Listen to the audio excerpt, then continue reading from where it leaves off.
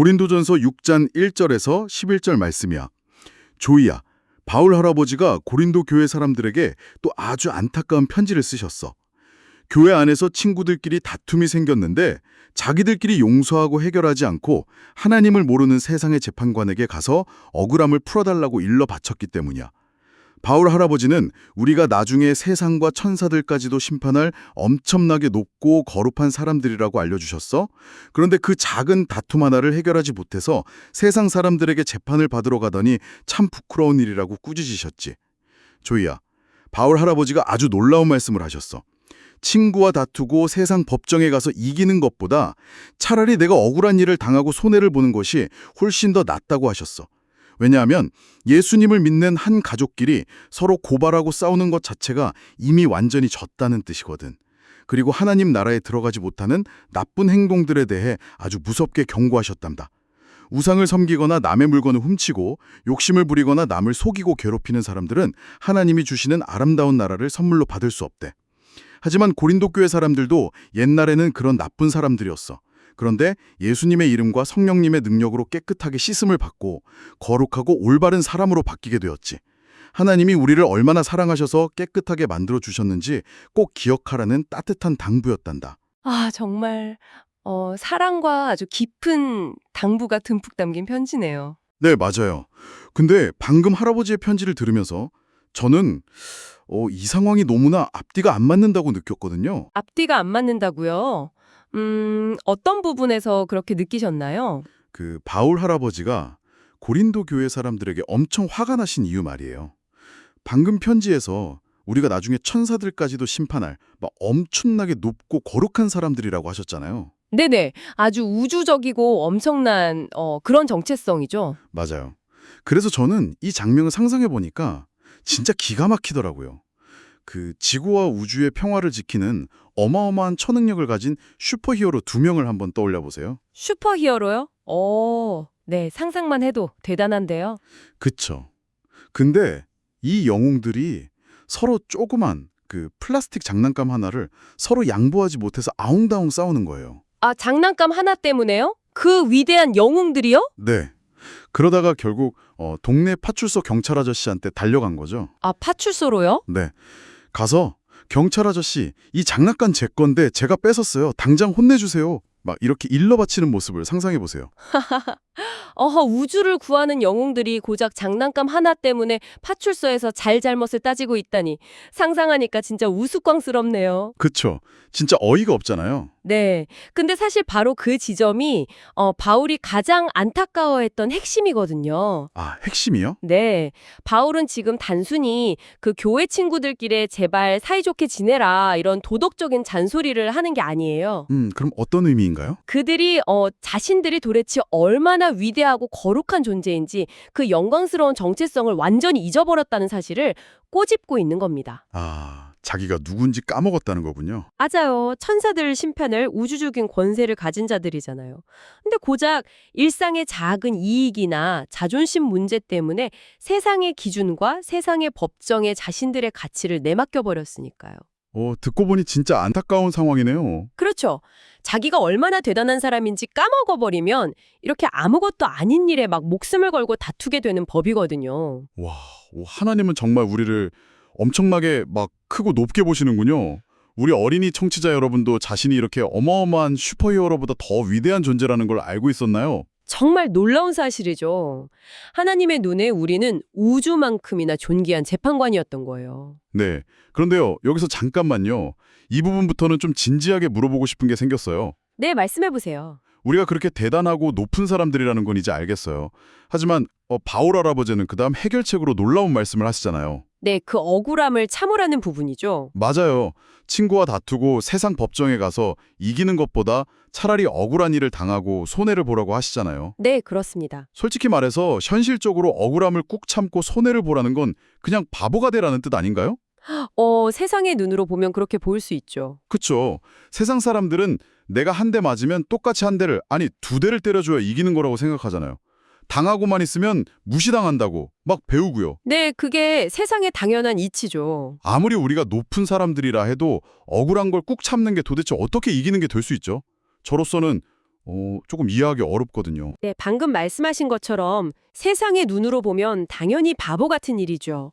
억울함을 참고 손해를 보는 건 그냥 완벽한 패배니까요. 네, 완전 지는 거잖아요. 하지만요, 세상의 재판정과 예수님이 보여주신 재판정은 완전히 다르게 작동합니다. 다르게 작동한다고요? 네, 이 역설적인 가르침이 어떻게 진짜 승리가 되는지 이해하려면 우리는 세상에서 가장 억울했던 한 재판정에 서 계신 분을 바라보아야 해요. 세상에서 가장 억울했던 분이요? 바로 십자가 앞에 예수님이죠. 이 부분은 정말 장난기를 거두고 아주 진지하고 경이로운 마음으로 바라봐야 합니다. 아, 십자가 앞에 예수님이요? 네, 예수님이야말로 아무 죄도 없으신데 정말 억울하게 재판을 받으셨잖아요. 맞습니다. 한번 진지하게 그 장면을 떠올려 보십시오. 예수님은 우주에서 가장 깨끗하고 완벽하신 분이었습니다. 네, 죄가 하나도 없으시죠. 그런데도 사람들에게 가장 억울한 거짓 재판을 받으셨고 막 침뱉음을 당하셨고 정말 끔찍한 조롱을 겪으셨습니다. 상상만 해도 너무 마음이 아프네요. 그쵸. 근데 예수님은 우주의 최고 재판관이시잖아요. 말씀 한마디면 하늘의 천사들을 당장 불러서 그 억울한 재판을 다 뒤집고 사람들을 심판하실 수 있는 능력이 있으셨어요. 맞아요. 엄청난 능력이 있으시니까요. 세상의 방식대로라면 불벼락을 내려서 그들을 아주 납작하게 눌러버려야 진정한 승리겠죠. 그렇죠. 본때를 보여줘야 이기는 거잖아요. 하지만 예수님은 어떻게 하셨습니까? 억울하다고 화를 내시거나 복수하지 않으셨습니다. 그냥 다 참으셨죠. 네. 도리어 그 모든 억울함과 아픔을 꾹 참으시고 자신을 조롱하는 자들을 위해 자신의 생명까지 내어주셨습니다. 스스로 가장 철저하게 지는 길, 바보가 되는 길을 선택하신 겁니다. 세상 사람들은 그 십자가를 보면서 예수님이 완전히 실패했다고, 재판에서 완전히 졌다고 막 비웃었겠네요. 네, 다들 그렇게 생각했죠. 하지만 놀라운 하나님의 섭리 안에서 그 십자가의 참음과 끝없는 희생은 결국 어떻게 되었습니까? 어떻게 되었죠? 죽음의 권세를 완전히 깨뜨리고 부활하심으로써 온 세상을 구원하는 가장 위대한 승리가 되었습니다. 와, 가장 위대한 승리요. 네. 예수님의 십자가는 억울함을 힘으로 갚아주는 세상의 재판 방식을 완전히 무너뜨린 엄청난 사건입니다. 아, 세상의 방식을 무너뜨린 거군요. 그렇습니다. 그래서 바울이 고린도 교회 사람들에게 억울함을 참으라고 한 것은 무기력하게 당하는 바보가 되라는 뜻이 절대 아닙니다. 그럼 무슨 뜻인가요? 십자가에서 가장 큰 억울함을 참으심으로 세상을 구원하신 예수님의 그 위대한 승리의 방식, 거기에 동참하라는 엄청난 초청인 것이죠. 진정한 강자가 되라는 뜻입니다. 와, 그 예수님의 참음이 결국 세상을 구원하는 가장 위대한 승리가 되었다니 정말 가슴이 막 벅차오르네요. 네, 정말 경이로운 일이죠. 십자가에서 지신 것 같았지만 그게 사실은 악을 이기는 유일하고도 위대한 방법이었던 거군요. 정확합니다. 마음으로는 그게 얼마나 위대하고 멋진 승리인지 알겠어요. 그런데 막상 우리의 현실로 돌아오면요. 네, 현실은 또 다르죠. 네, 누가 나를 억울하게 할 때 도저히 참을 수가 없거든요.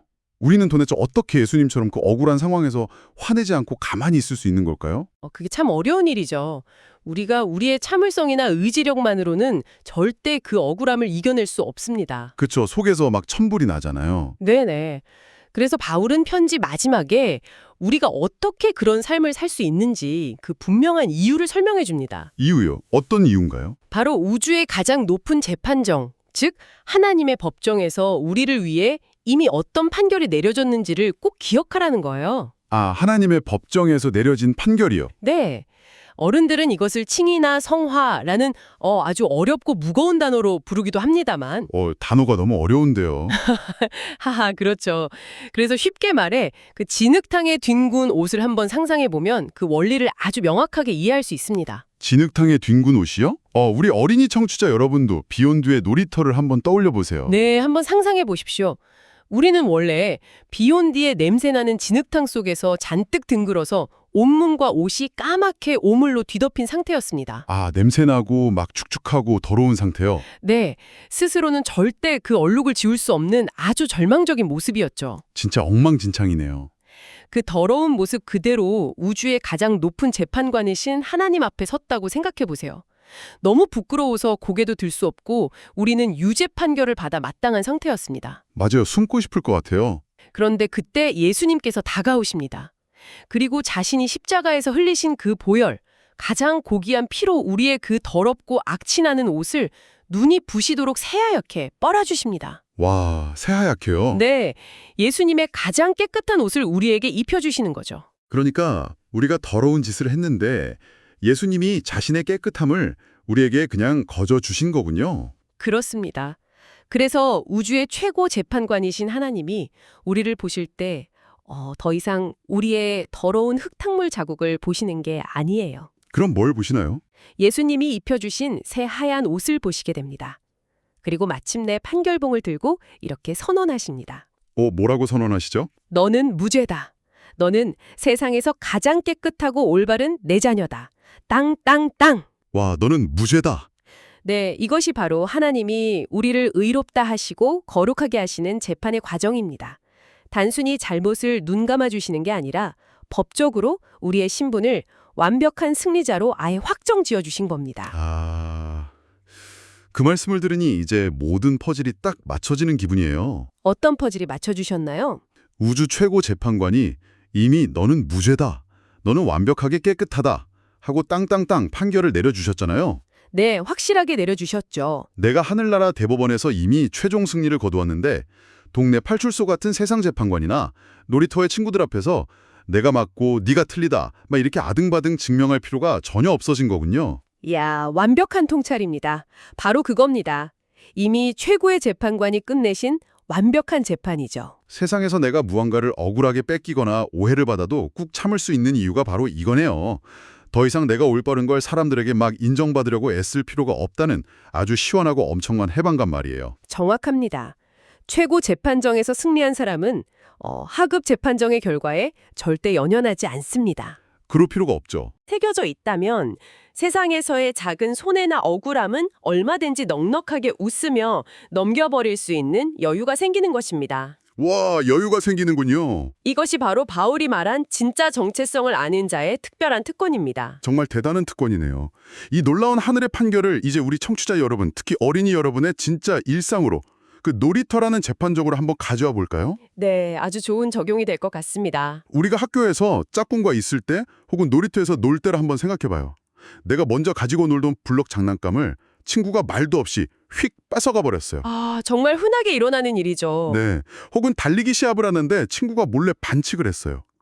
그 순간 우리 얼굴은 시뻘겋게 달아오르죠. 가슴속에서 막 불이 나고 억울해서 눈물이 핑 돌기도 해요. 네, 화가 머리끝까지 나죠. 당장 선생님이나 부모님께 달려가서 선생님, 제가 제 거 뺏었어요. 제가 반칙했어요. 당장 혼내주세요.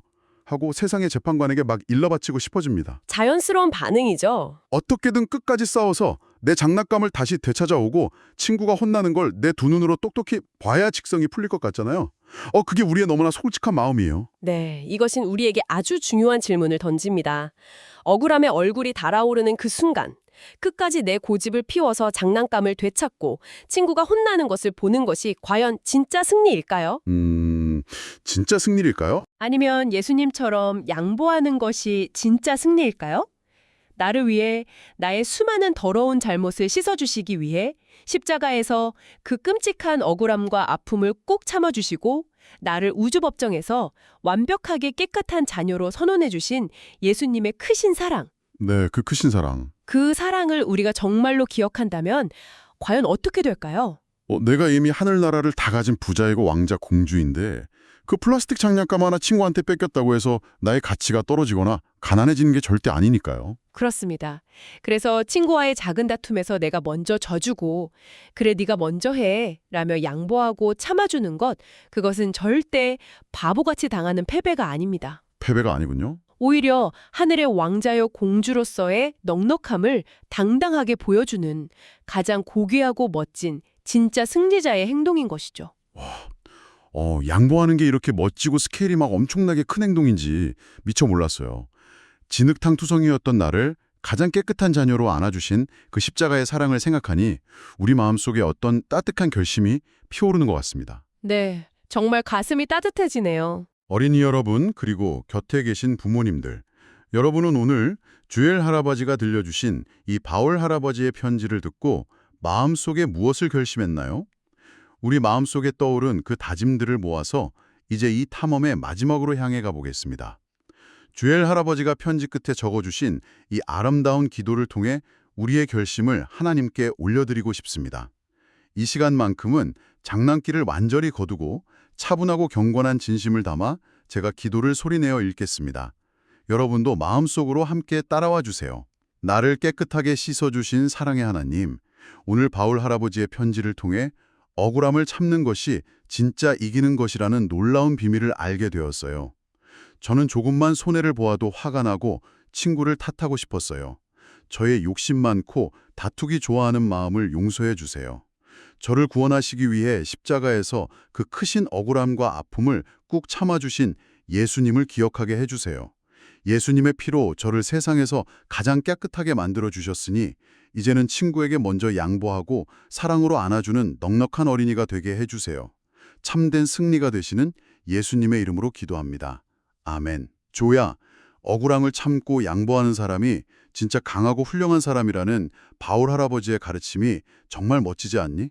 우리 조이가 이런 멋진 마음으로 자라기를 할아버지가 매일매일 기도할게. 기도를 마치며 한 가지 도발적인 질문을 여러분의 마음에 남겨두고 싶습니다. 여러분이 내일 학교나 놀이터에서 억울함을 꾹 참고 친구에게 먼저 양보의 손을 내밀었을 때 과연 그 친구의 마음속에는 어떤 놀라운 변화가 일어나게 될까요? 평소 같으면 막 악을 쓰며 같이 싸웠을 여러분이 도리어 넉넉하게 웃으며 양보할 때 말이죠. 어쩌면 여러분의 그 작은 참음이 친구에게는 태어나서 처음으로 예수님의 거대한 사랑을 눈으로 직접 보게 되는 엄청난 기적이 될지도 모릅니다. 우주를 심판할 여러분의 진짜 능력을 이 땅에서 사랑으로 보여줄 시간입니다. 오늘의 깊은 탐험은 여기까지입니다. 여러분의 매일이 넉넉한 양보의 기적으로 빛나길 바랍니다. 고맙습니다.